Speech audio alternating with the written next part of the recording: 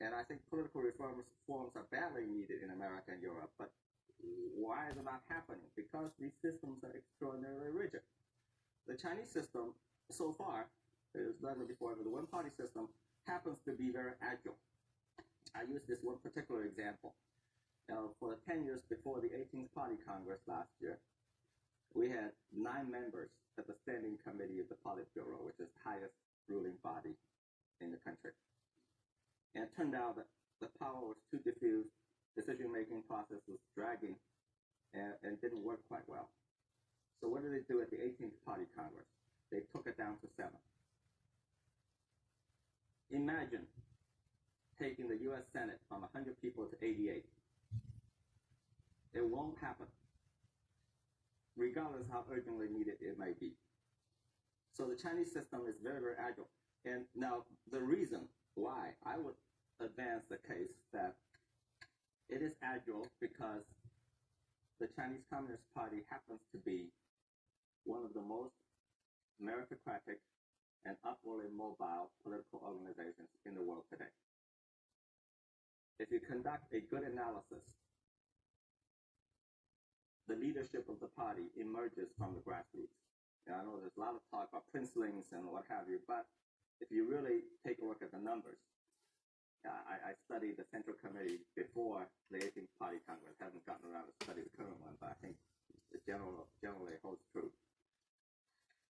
In the Politburo, in the last Politburo of 25 people, only 5 of them came from so-called Princeling background, any background of privilege, whether it's wealth or power. The other 20, including the president and prime minister, came from entirely ordinary backgrounds. In the Central Committee, in today's Central Committee, the percentage of people who come from a background of any privilege is even smaller. Compare that to the U.S. Senate, for instance. How many are sons of senators and sons of come from wealth? Compare that. I would say if we conduct a survey, if you conduct a study and compare the Chinese ruling elites at the Central Committee level or whatever level you want to choose, and compare that across the board against developed countries, from America to Europe, against developing countries, from the Philippines to South Korea. So the entire country of South Korea, we're just there, was run by Princelings. From politicians to travel CEOs to university presidents, who are all sons of university presidents. So if you make that comparison, I would suggest that the party, the percentage of people who come from the grassroots in the upper echelon of the party is probably the largest, period.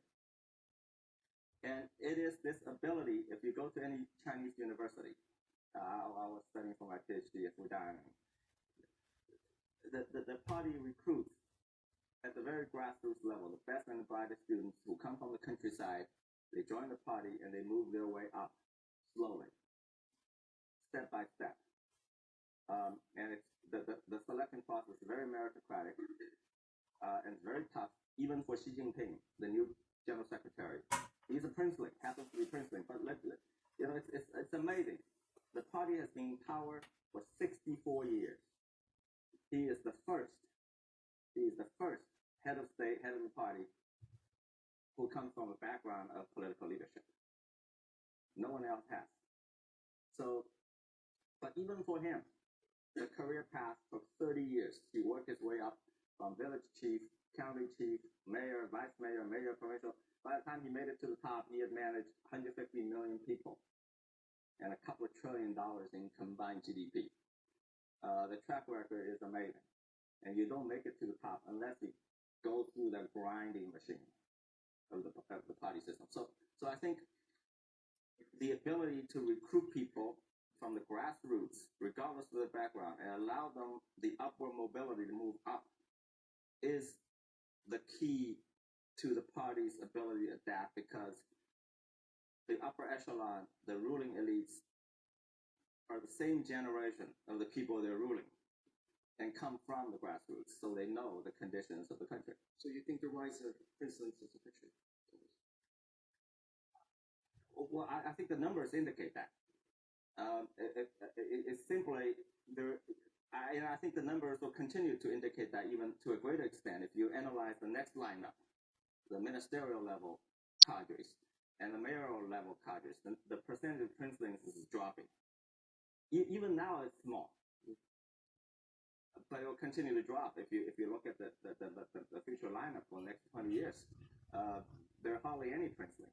I see two actually, out of thousands that have any hope of making it to the top.